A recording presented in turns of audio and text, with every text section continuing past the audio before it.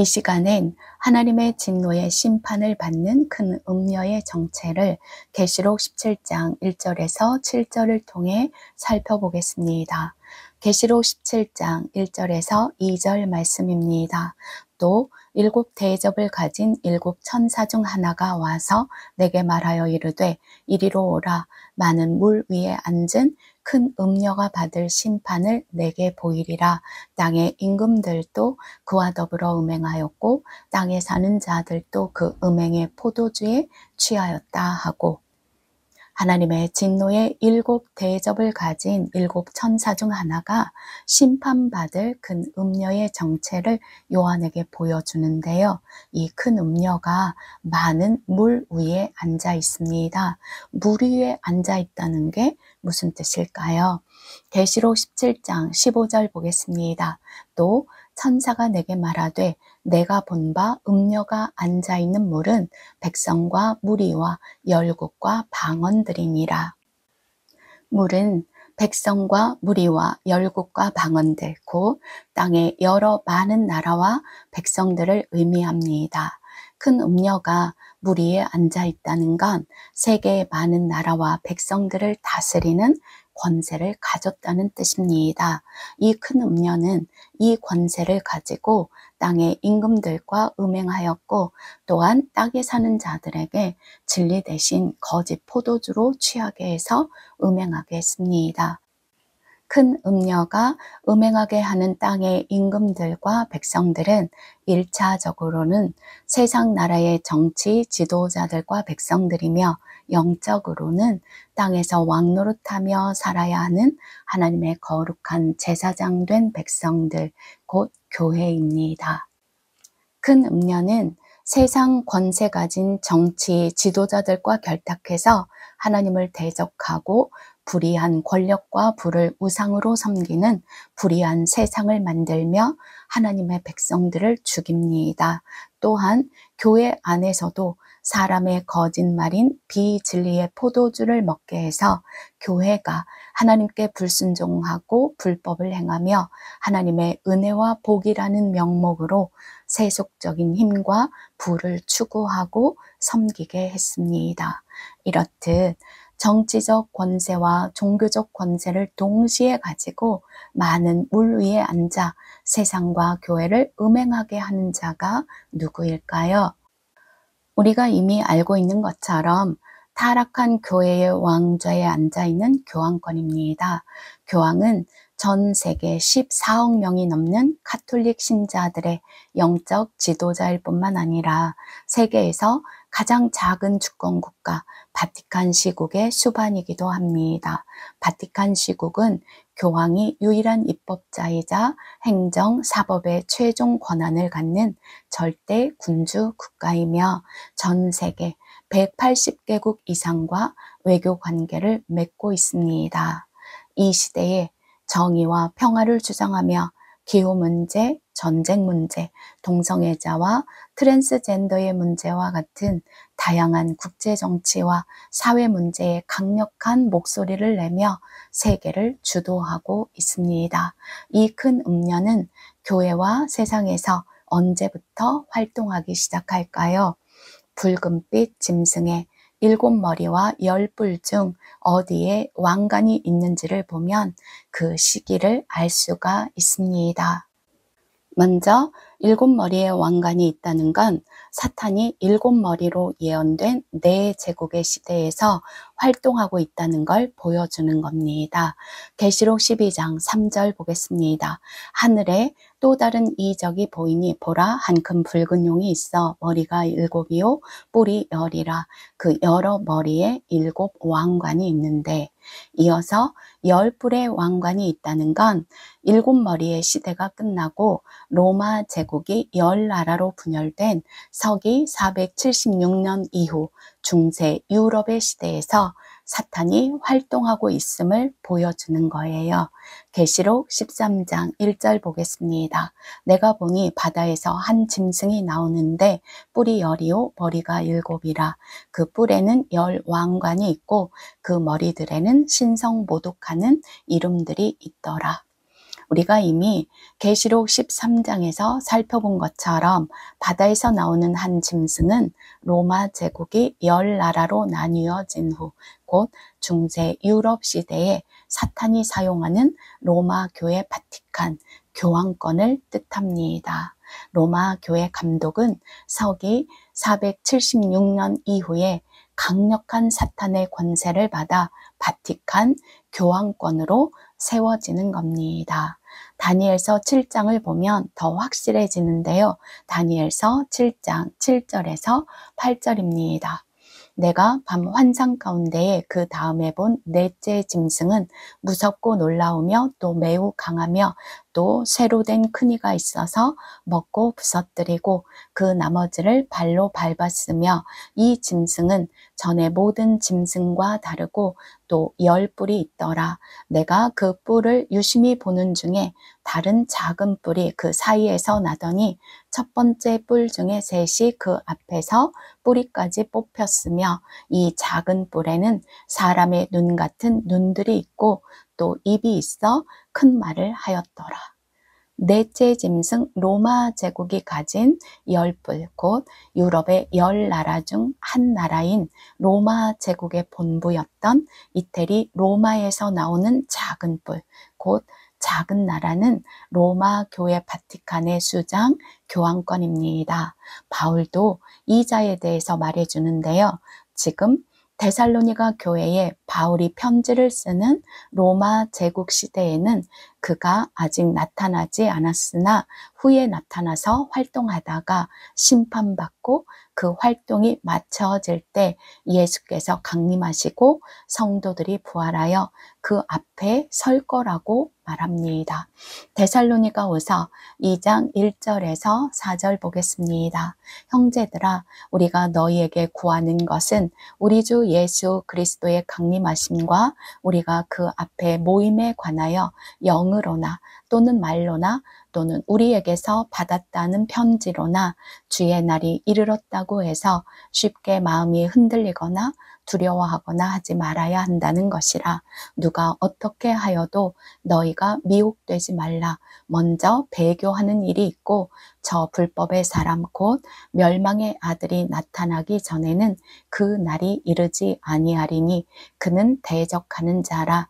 신이라고 불리는 모든 것과 숭배함을 받는 것에 대항하여 그 위에 자기를 높이고 하나님의 성전에 앉아 자기를 하나님이라고 내세우느니라. 그런데 지금 요한이 보는 마지막 때 큰 음녀가 타고 있는 붉은빛 짐승에는 왕관의 언급이 없습니다. 계시록 17장 3절 다시 보겠습니다. 곧 성령으로 나를 데리고 광야로 가니라. 내가 보니 여자가 붉은빛 짐승을 탔는데 그 짐승의 몸에 하나님을 모독하는 이름들이 가득하고 7머리와 10뿔이 있으며. 그러니까 이 큰 음녀는 중세 유럽의 시대가 끝난 이후에도 쭉 그가 심판을 받는 마지막 시대까지 사탄의 도구로 활동하는 걸 보여주는 거예요. 중세부터 지금까지 세상의 정치적 권력과 부를 갖고 있으며 또한 하나님의 성전에 앉아 교회의 최고 지도자로 불리워지는 단 한 사람, 교황권이 불법의 사람이며 하나님을 대적하고 배교하며 교회를 멸망하게 하는 큰 음녀입니다. 이제 저와 여러분까지도 교황권이 큰 음녀라는 걸 알 만큼 그의 실체가 드러났잖아요. 그러니 예수의 재림이 얼마나 가까이 왔는지 여러분 아시겠죠? 교황권에 가증하고 추악한 실체를 보신 저와 여러분은 십자가의 원수로 행하는 자에게 절대로 경배하지 마시고 하나님의 법을 회복하여 지킴으로 하나님께만 순종하여 거룩한 매일을 살며 재림 예수 맞을 준비하십시오. 노파심에서 말씀드리는데요. 우리는 천주교인이 아니라 개신교회니까 이 음료와 상관이 없다고 생각하시면 안 됩니다. 개신교회는 1517년까지 원래 로마 교회였잖아요. 타락한 로마 교회로부터 나왔지만 그 개혁이 미완성으로 끝났기 때문에 지금도 교황권이 이미 마시게 한 음행의 포도주에 취해서 하나님의 계명이 아닌 사람의 계명을 따라 일요일에 하나님께 배교하고 있으며 교황권이 심어놓은 거짓된 교리와 말씀의 해석과 사람의 전통과 의식을 그대로 답습하고 있는 것이 이 시대의 우리 교회의 상황이잖아요. 교회는 이것을 인정하고 말씀에 입각해서 스스로 회개하고 하나님의 뜻이 아닌 모든 비진리와 외식과 사람의 전통을 다 버리고 하나님께만 순종하는 능력을 반드시 회복해야 합니다. 사탄은 거짓의 아비입니다. 그러니까 사탄의 종 큰 음녀도 거짓과 속임의 명수겠죠. 다니엘서 8장 23절에서 24절입니다. 이 네 나라 마지막 때에 반역자들이 가득할 즈음에 한 왕이 일어나리니 그 얼굴은 뻔뻔하며 속임수에 능하며 그 권세가 강할 것이나 자기의 힘으로 말미암은 것이 아니며 그가 장차 놀랍게 파괴 행위를 하고 자의로 행하여 형통하며 강한 자들과 거룩한 백성을 멸하리라. 양의 탈을 쓰고 교회에 앉아 하나님을 대적하고 거룩한 하나님의 백성들의 영혼을 도적질하고 죽이는 이리가 하는 거짓말을 교회가 용납한다면 교회는 거룩한 신부가 아니라 음녀가 될 것입니다. 음녀는 하나님의 계명을 지키지 않고 예수의 복음에 복종치 않는 모든 사람입니다. 그래서 요한은 큰 음녀의 이마에 새겨진 이름을 큰 바벨론, 즉 땅의 음녀들과 가증한 것들의 어미라고 밝혀줍니다. 계시록 17장 5절입니다. 그의 이마에 이름이 기록되었으니 비밀이라 큰 바벨론이라 땅의 음녀들과 가증한 것들의 어미라 하였더라. 이 큰 음녀는 거룩한 교회에서 왜 이런 가증한 일을 할까요? 계시록 17장 3절 말씀처럼 하나님을 모독하는 이름들이 가득한 붉은빛 짐승, 곧 사탄을 타고 있기 때문입니다. 사탄의 권세를 받은 음녀가 교회 안에서 할 수 있는 일은 단 하나, 하나님을 대적해서 하나님의 말씀이 아닌 거짓말을 믿도록 교인들을 속여 죄짓고 결국 멸망하게 만드는 것입니다. 바울도 데살로니가후서 2장에서 이렇게 말하는데요. 9절과 10절입니다. 악한 자의 나타남은 사탄의 활동을 따라 모든 능력과 표적과 거짓 기적과 불의의 모든 속임으로 멸망하는 자들에게 있으리니 이는 그들이 진리의 사랑을 받지 아니하여 구원함을 받지 못함이라. 천사는 심판을 받을 수밖에 없는 큰 음녀의 가증한 실체를 요한에게 더 보여주는데요. 계시록 17장 4절입니다.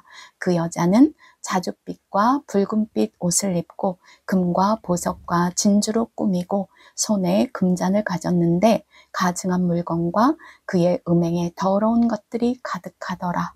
여러분, 역사적으로 종교 지도자 중에서 자줏빛과 붉은빛 옷을 입고 금과 보석과 진주로 꾸미는 자가 누구일까요? 교황권입니다. 주교는 자주색 옷, 추기경들은 붉은색 옷을 입고 교황은 주로 긴 흰옷 위에 붉은색이나 자주색 망토, 곧 모제타를 두릅니다. 올해 5월에 즉위한 레오 14세 교황은 선출 직후에 교황의 전통적인 복장인 흰색 수단에 진홍색 망토를 착용하고 대중 앞에 등장했습니다. 긴 흰옷 위에 망토, 겉옷을 입음으로 마치 구약의 대제사장의 모습을 연출하고 있는 거예요.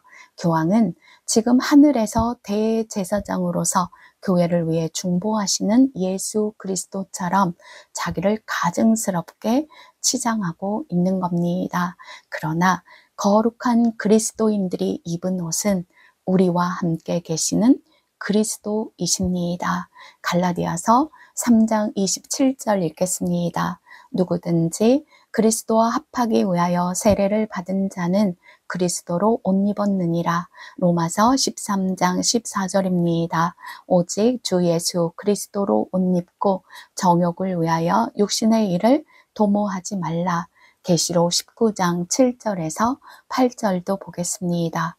우리가 즐거워하고 크게 기뻐하며 그에게 영광을 돌리세. 어린 양의 혼인기약이 이르렀고 그의 아내가 자신을 준비하였으므로 그에게 빛나고 깨끗한 세마포 옷을 입도록 허락하셨으니 이 세마포 옷은 성도들의 옳은 행실이로다 하더라. 예수 그리스도로 옷 입은 여러분, 날마다 하나님께 순종하여 여러분의 거룩한 옷을 지켜내십시오. 그리고 교황의 머리에 쓰는 삼중관은 금과 다이아몬드, 루비, 에메랄드, 그리고 진주로 꾸며진 시가 230억 상당의 바티칸의 국보로 잘 알려져 있습니다. 또 교황은 어부의 반지, 곧 금반지를 손에 낍니다. 이 큰 음녀는 왜 금과 각종 보석과 진주로 꾸밀까요? 왜냐하면 이 금과 보석들이 하나님의 성품과 천국을 표현하기 위해서 성경에 사용되기 때문입니다. 이렇듯 화려하고 순결하고 빛나 보이는 다양한 온갖 보석으로 꾸미어 예수 그리스도의 대리자처럼 행세하는 종교 집단은 지구상에서 유일하게 교황권입니다. 예수 그리스도로 옷 입은 그리스도인 모두는 이 음녀처럼 치장하지 않아도 순결하고 아름답고 찬란하게 빛나는 하나님의 거룩한 성 예루살렘이며 제사장이며 하나님의 영광입니다. 계시록 21장 10절에서 11절 보겠습니다. 성령으로 나를 데리고 크고 높은 산으로 올라가 하나님께로부터 하늘에서 내려오는 거룩한 성 예루살렘을 보이니 하나님의 영광이 있어 그 성의 빛이 지극히 귀한 보석 같고 벽옥과 수정같이 막더라. 그리고 또한 이 큰 음녀는 손에 금잔을 가지고 있는데요. 이 큰 음녀가 손에 금잔을 가지고 있다는 게 무엇인지 에레미야 51장 7절을 통해 보겠습니다. 바벨론은 여호와의 손에 잡혀 있어 온 세계가 취하게 하는 금잔이라 뭇 민족이 그 포도주를 마심으로 미쳤도다. 온 세상과 교회로 음행의 포도주를 마시고 취하게 하여 온갖 가증하고 더러운 것들을 행하게 하는 자 바벨론 큰 음녀의 실체를 알았으니 여러분 절대로 큰 음녀가 주는 포도주에 취하지 마시고 대신 성령의 충만함을 받으십시오. 그리고 또 위의 말씀에서 우리가 눈여겨봐야 할 건 이 음녀 바벨론이 하나님의 손에 잡혀 있다는 겁니다. 그러면 하나님은 왜 이 음녀의 불법적 활동을 교회 안에 허락하실까요? 공의로운 심판 때문입니다. 데살로니가후서 2장 9절에서 13절입니다.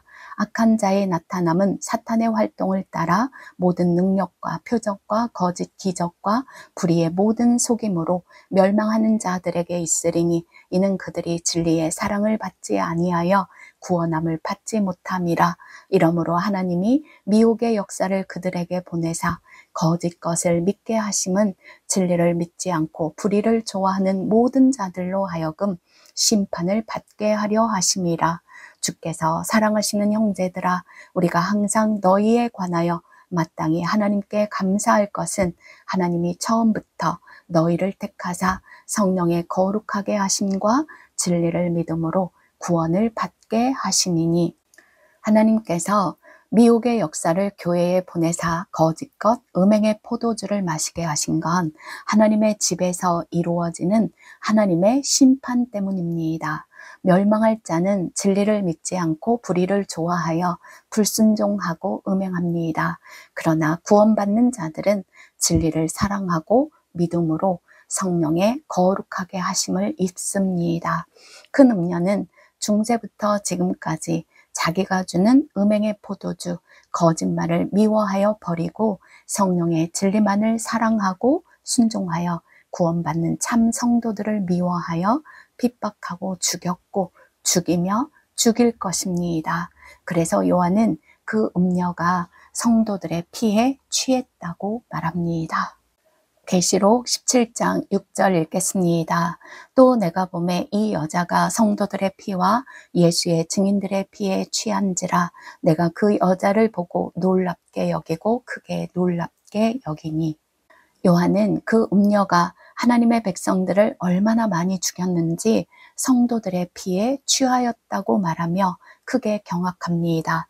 그러나 천사의 말대로 놀랄 것이 없는 건 음녀가 붉은 용, 사탄을 타고 앉아 사탄의 일을 하고 있기 때문입니다.